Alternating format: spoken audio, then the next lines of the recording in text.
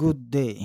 New school year, new e-class record. Pinalitan na po yung e-class record natin dahil meron po tayong panibagong DepEd order. At ito po yung DepEd order number 15 series of 2026. But good news, meron po akong new e-class record na pwedeng gamitin for grade 1 to grade 6. Tama po, e-class record na pwede sa grade 1 at grade 6. Itour ko muna kayo sa aking new e-class record. Ito po yung dashboard o homepage sa aking e-class record. Sa homepage, makikita kayong basic info, report card, e-class record, rating sheet, and number of absences. Kapag clinic natin yung basic info, sa basic info po, need po ninyo na i-select ang region, school year, at saka grade. So, dapat i-select po school year at saka grade. Tapos, sa division, district, school name, school ID,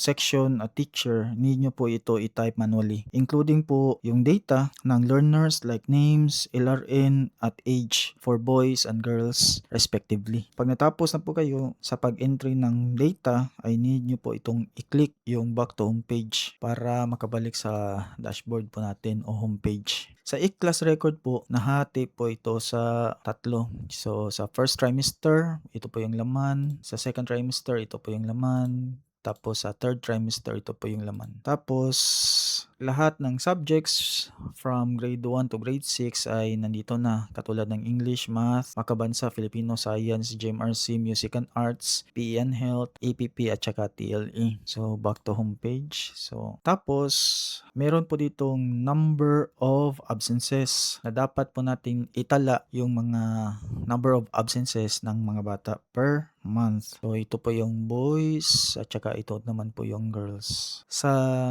report card naman po, ito yung panibagong report card po natin, ay automatically na po ito may tatala kung isi-select po natin ang pangalan ng learner, kagaya niyan, sa name tab. Take note lang po na need po natin na i-manually type po yung municipality. Kunwari po ay may entry na po tayo sa lahat ng subjects at naitala ko na ang bilang ng absences ng mga bata, ay isi-select nyo na po ang name ng isang mag-aaral at automatic na itong maitatala to sa e-class record. At kung meron po kayong entry ng number of absences, ay automatic na po itong maitatala. Okay, kunwari tapos na natin lagyan ng data o mga raw scores ang ating e-class record at saka number of absences ng bawat estudyante. So, ngayon ay pupunta tayo sa ating report card. Dito, isi-select natin yung pangalan ng bata. Tingnan natin kung ang bata ay ang data ng each subject o learning areas ay mapupunta dito sa ating report card at saka number of absences. So, yun. May data na tayo. So, yun. Automatic na siyang mag-detect na pass or fail. So, this is for grade 1. So, what about for higher grade level? Like grade 2, grade 3, grade 4, 5, and 6. Back to homepage, basic info, change grade 1 to, let's say, grade 6. So, meron tayong sa grade 6, 4, 5, and 6, meron tayong EPP, Music and Arts, PE and Health. So, try natin. Report card. So, yun.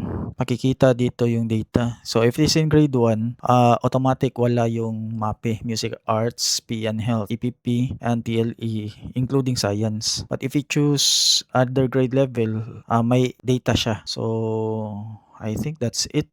Sa mga teachers na interesado sa gusto nyong makuha ang file na to, just comment your email address. And don't worry, this file is for free.